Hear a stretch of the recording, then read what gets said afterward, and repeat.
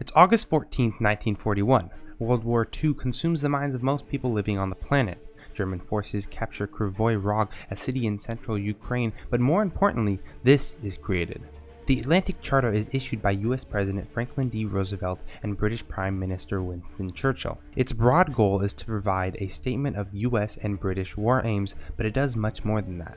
It lays out the principles that would govern international behavior for the next 70+ years. Ideas like free markets, democratic principles, rule of law, and self-determination. Concepts they believed would bring developing countries like China to eventual democratization. I mean, why wouldn't it? These principles were the ones that the United States were built on, and its economy, technology, and military power were advancing faster than any other country. If we could get the same results out of China, wouldn't they want to become a democracy as well? This hope to convert China to democracy, however, overlooks the entire collection of Chinese history. China is a country that has been the global pioneer for most of human history. Its past consists of vast, rapid development of art, culture, science, and technology until one day it finds itself as the laughingstock of the world. A country that highly values honor, respect, and pride is put to shame in front of everyone as it is invaded and conquered by France, Britain, Russia, and even Japan. This period was so scarring to the Chinese that it is often referred to as the century of humiliation. Through this shame, China becomes resentful of all the countries around them. With the influx of Western principles, China has been forced to cede its influence to the West, and that's got to change. You told me something that I still can't believe. What did they tell you? What did they say to you about US-China competition when you would meet with them behind closed doors? What they'll say to you is, it's our time. You know, for 5,000 years, we ruled the world. We had a bad 100 years, most of it because of your fault. But we're back, and we are going to be on top. And you are going to be responding to us. China longs for a way to regain their title as world leader, and what better way to do that than go after the country most responsible for these new ideas, the United States. With that century of humiliation, China understands that it is far from likely that it will be able to beat the US in a traditional format of war, so it takes on an entirely different form of war. One that is no longer fought with bombs and bullets, but instead with ones and zeros, dollars and cents, the world of business. China does take note of the incredible success that the Atlantic Charter and free markets have brought to the West, so they use aspects of them to boost their own economic growth. To the United States, everything looks as if it is going as planned.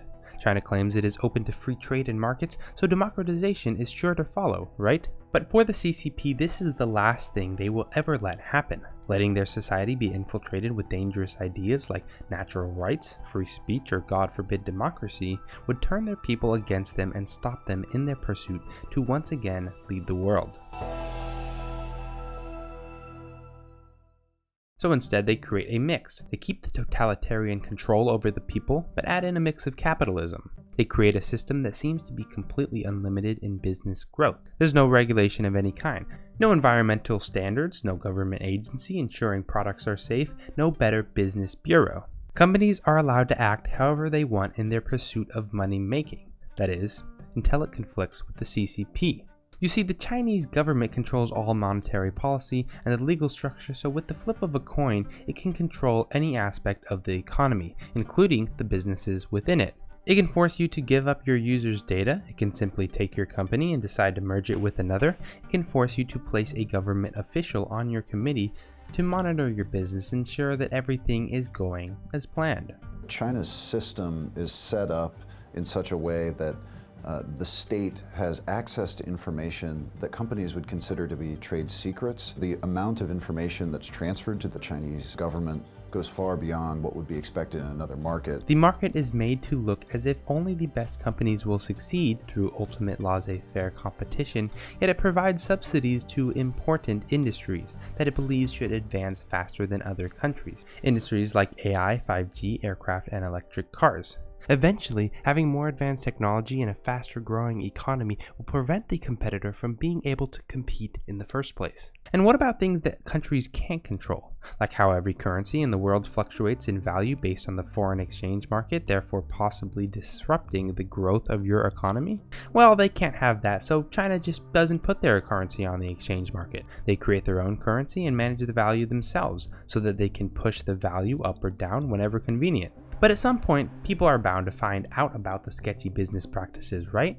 Of course not. Like we mentioned before, there is no concept of free speech, so there's no way for people to stay informed. In fact, the government doesn't even allow platforms that promote free speech.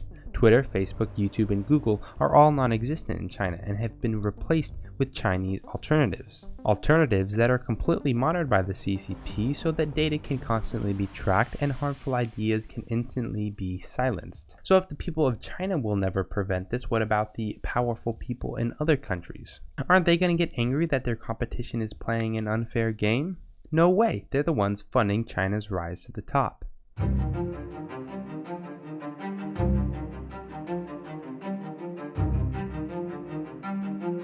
In 2019, Morgan Stanley Capital International, a leading index of global stock markets, added a slew of Chinese firms to its coverage. That means that institutional investors and others who use the index as a guide are currently pouring money into those Chinese companies, adding as much as $1 trillion to their valuation within a year. So obviously China itself is not a free market, but that doesn't mean it can't take advantage of other free markets. In fact, taking advantage of free markets is a key component to the China plan for dominance.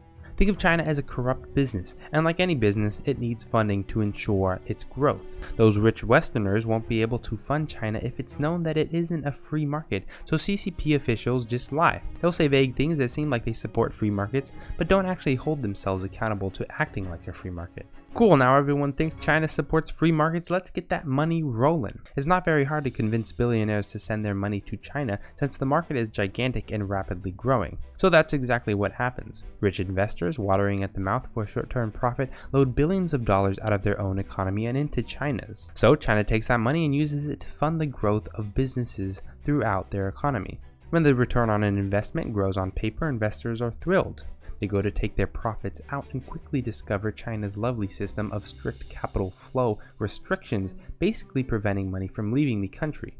Any profits made within the Chinese market must be either held in a Chinese bank or recirculated into the economy. So companies like Chevron, Exxon, Sony, and BMW are forced to leave billions of dollars of earnings in China year after year. At this point, some red flags should be going off in your head as you say, isn't that how a Ponzi scheme works? And you'd be exactly right. The Chinese business model is Bernie Madoff's wet dream. Investment piles in, you use that money however you please, and you promote the past investment money as growth, which attracts even more investors. Only it's so much worse than that. Imagine if the creator of a Ponzi scheme was able to hide all the ways that these schemes are usually overturned and lead to their exposure. What if they could say to their victims, no, you can't have your money back until I say so? Or they could say to the Department of Justice, the SEC, and the IRS, no, you can't look at my books, you'll have to trust my accounting.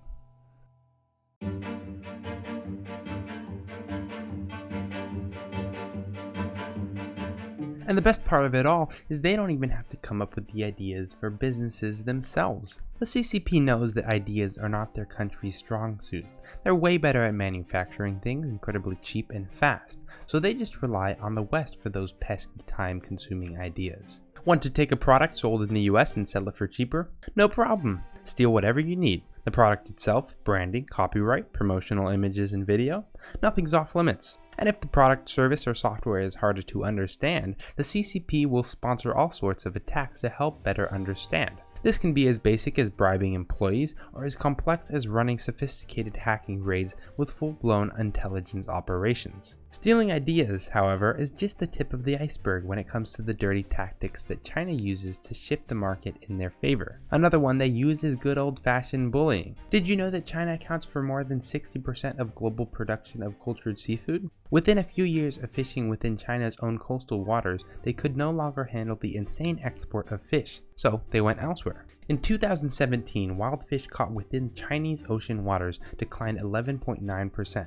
but fish caught in other territorial ocean waters increased by 14.2%. China claims it is monitoring this situation, yet every year, hundreds of Chinese fishing boats continue to bully and ravage the waters of small countries that simply can't defend themselves. It's gotten so bad in North Korea that ghost boats continuously wash up on Japan's shore. The only thing found on board are corpses of starved North Korean fishermen whose bodies have been reduced to skeletons. But sometimes they don't have to bully to dominate a market. Another benefit of the lack of regulation is you can rely on the cheapest labor in the world to corner markets and push competitors out of business. For example, the market of rare earth metals is largely dominated by China. Yet these metals are not only found in China. In fact, the company Molycorp used to provide these exact metals from California, but when China became the cheapest supplier, it pushed everyone else out. Why does that matter? Well, rare earth metals are incredibly important for the digital era we live in. They're used in key components for so many devices, including smartphones, hard drives, radar, and advanced weapon systems. So while the US continues to build up their military using metals from China, they continue to grow their reliance on China's export. And Chinese officials are thrilled because they know that in the case of an actual war, they can shut down the export of these metals and starve the United States of the advanced technology that the military relies on to defend themselves. So you've learned about the totalitarian economy of China, you've learned about the free market facade, and you've learned about how they corrupt the trade market. So will China actually come out on top, or are there any ways that the West can remain ahead? Only time will tell whether China will pull ahead and become the victor of this second Cold War, but there are a few things that can be done to prevent their rise. The West must remain vigilant on what's important. China continuously works to align people against each other within other countries by abusing their influence in the news, social media, and more. If they keep us fighting against ourselves, we won't worry about them. We need to pressure those in power to hold China accountable for the gross human rights violations and the unfair game of business that they are playing. Before you click away, I want to thank you so much for watching all the way to the end. This is definitely the most time that I've put into a video. This took a lot of time, the whole writing and recording and everything involved, so it would mean the world to me if you could share this with somebody that you think might find it interesting, as well as liking and commenting down below. It all helps promote my video on the YouTube algorithm. Also, if you like this video, there is so much more to China's plan for global dominance, like infrastructure and diplomacy and the 5G network system. So if you'd like to hear more about that, leave me a like below and I would be happy to cover more on this topic. With that, thanks again for watching and I'll see you in the next video.